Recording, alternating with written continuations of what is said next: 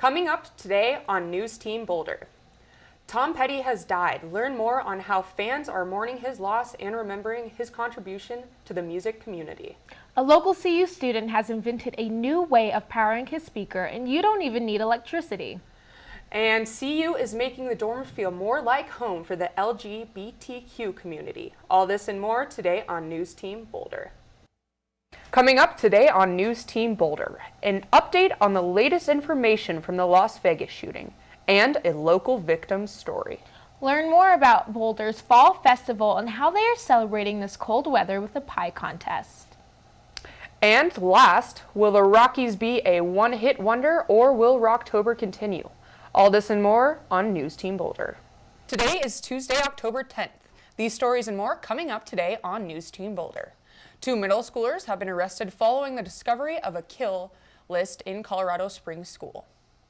And do you really know what's in your water? Learn more about Boulder water quality and how you can protect yourself for the future if this accident happens again. And later, see how the CU basketball team is leading the way for other Pac-12 teams to follow. All this and more coming up on News Team Boulder. Happy Halloween! We have some spooky stories coming your way.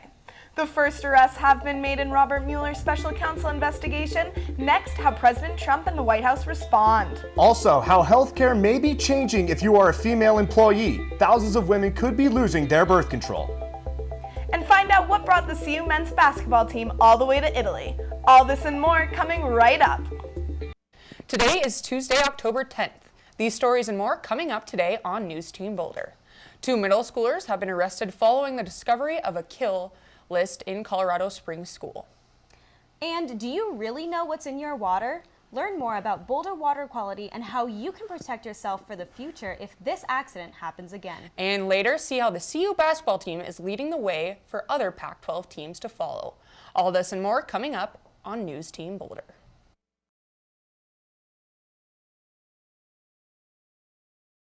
Hello, welcome to News Team Boulder's special election night coverage. Alongside Tessa Diestel, I'm Joy Barber. The polls just closed at the beginning of the hour. Throughout the night, we'll be updating you on local ballot issues and results. This off-year election focuses on local, city, and county issues. In fact, there aren't any state issues on the ballot at all. But one of the biggest issues on the City of Boulder's ballot is the funding of the city's exploration of municipalization. News Team Boulder's Lee Foden has more on the impact of ballot issues 2L. Hello and welcome back to the 8 o'clock election segment. I'm Joy Barber. And I'm Tessa Diestel. Regarding the ballot issues that have been voted on, let's take a look at City Council candidate Matt Benjamin. He's a longtime resident of Boulder and a graduate of CU's Astronomy and Astrophysics program. He is currently board president of the Grow Foundation, which supports school garden programs in the Boulder Valley School District. And on tonight's ballot issues, Benjamin does not support ballot issue 2L concerning municipalization, but does support ballot issue 2M concerning the community, culture, and safety tax for capital improvements. And regarding ballot issue 2L, Benjamin is adamant that he supports renewable energies, the City of Boulder's renewable energy goal of 100% by 2030. But he's concerned that municipalization is distracting the city from reaching that goal of 100% energy by 2030. And looking at that issue, the ballot issue of 2L, which he is not for, it looks like the majority of Boulder residents are voting against the measure, which means that municipalization would not pass in the City of Boulder. Yeah, which is interesting because coming from the clerk and recorder of Boulder, Hillary Hall, what I'm looking at right now is her notice of election, and in here it even states that it would be hard to reach the goal of 100% renewable energy by 2030 without municipalizing. So it's interesting to see that Benjamin brings this different perspective. Yeah, and it's interesting also that municipalization is the process of creating a local electric utility. So right now, Xcel Energy is the main provider in Boulder. So if that ballot issue would have passed, then Xcel Energy, there would have been different providers than Xcel Energy. So right now, it's looking like the residents of Boulder are sticking with Xcel Energy as the main provider for electricity. So it's going to be interesting to see how that affects the city of Boulder's 2030 goal of 100% clean energy. Absolutely. Let's take a look at some more results coming in.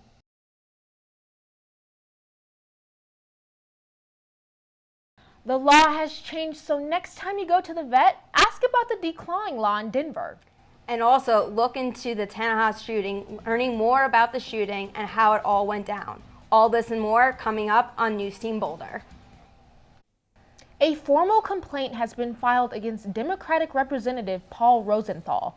Thomas Cavanis is accusing Rosenthal of unwanted advances, such as kissing dating back to 2011. Cavanis said that the incident happened at the LGBT fundraising event. Rosenthal's lawyer has stated that his client has nothing to hide and will submit to a polygraph if need be. Poison control doctors believe they may have documented the first marijuana overdose. Back in 2015, an 11-month-old baby boy died, and doctors believe it's from the damages to his heart muscles. Dr. Christopher Hoyt said the only clue they have about the infant's death is a high concentration of marijuana found in the baby's blood. With this being the first reported death with the drug, this claim has potential to affect the legalization of marijuana nationwide. As of Wednesday night, 2 more women are accusing Roy Moore of unwanted sexual incidents. Miss Nelson, who is accusing Moore of sexual assault, has a yearbook with his signature in it. Moore's lawyer is asking for the yearbook to come forward. This would allow investigators to run handwriting analysis on the note to determine if Moore did interact with Nelson. Al Franken is under fire for groping and kissing a woman without consent. Leanne Tweeden said that Franken forced a kiss upon her and would not leave her alone during a USO skit in 2006. Tweeden also provided this photo of what looks like Franken grabbing her breast while she was asleep. Tweeden writes, "I felt violated all over again, embarrassed, belittled, humiliated." Tweeden encouraged all victims of sexual assault to come forward.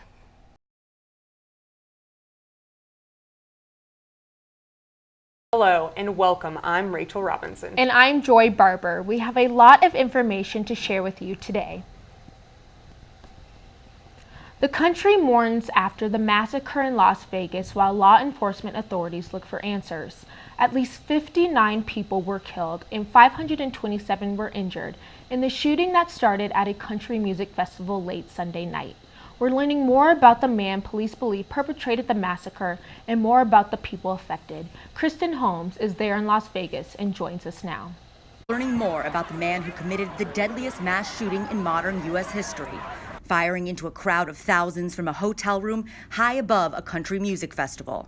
Police believe Stephen Paddock killed himself before they could enter his room, ending the massacre.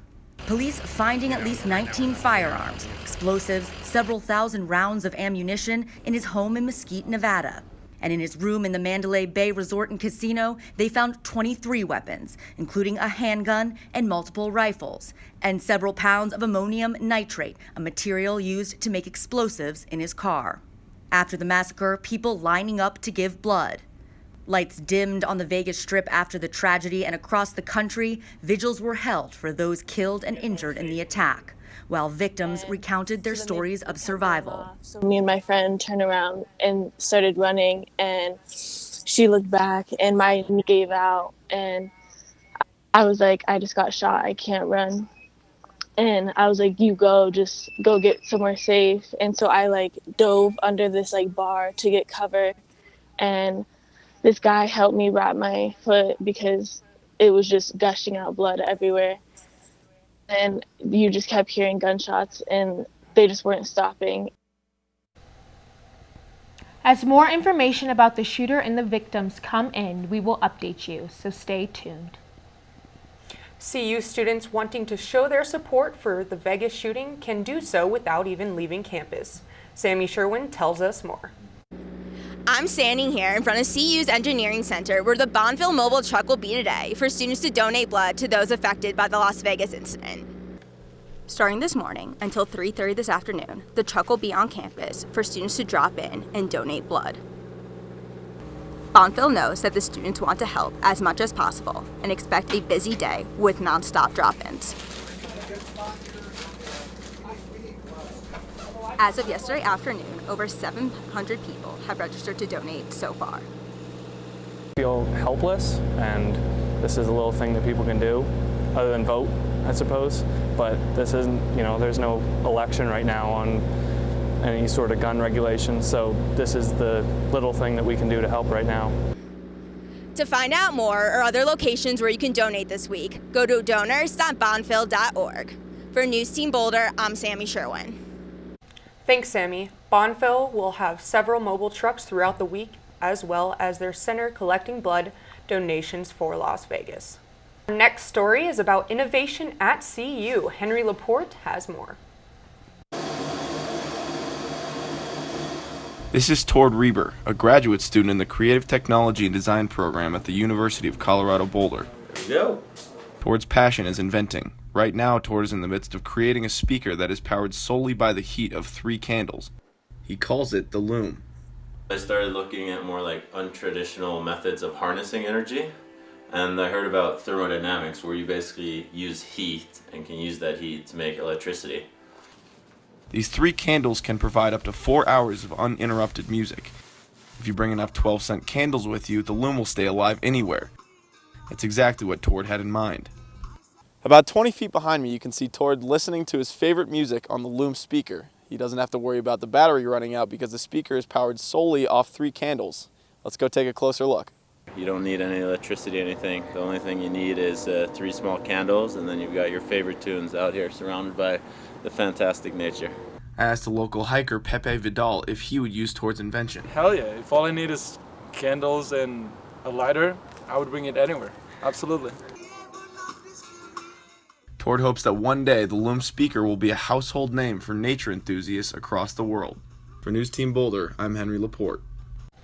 I hope these speakers come out soon so I can bring one on my next camping trip. Thanks, Henry. Researchers from the University of Colorado Boulder and the University of Colorado Anschutz Medical Campus have won a $2 million grant. The grant allows the researchers to refine a unique microscope they have developed to record and modulate brain activity in awake animals. The award is part of the National Institute of Health's New Brain Initiative. Legendary rock icon Tom Petty died in Malibu yesterday. The legendary rocker was the lead singer of Tom Petty and the Heartbreakers. Petty was known for songs like I Won't Back Down, Free Fallin', Mary Jane's Last Dance, Runnin' Down on a Dream, and many, many more. After suffering from cardiac arrest in his Malibu home, Petty died in the UCLA hospital at approximately 8:40 p.m. With the rock world shaken, Petty's admirers came forward. Musicians like Bruce Springsteen, Bob Dylan, and Elton John all paid their respects to the musician on Twitter and other media platforms. Fans all around the world will miss the iconic musician. Petty was 66. A junior CU Boulder student invents cost-effective prosthetics for amputees. Peter Armstrong invented a mechanism he hopes will make prosthetics cheaper and more accessible to amputees around the world. The prosthetics cost less than $300 and can be made in the course of an hour. Sustainable CU is taking proposals for the 2017-2018 year. Approximately $100,000 is expected to be available for sustainable CU projects.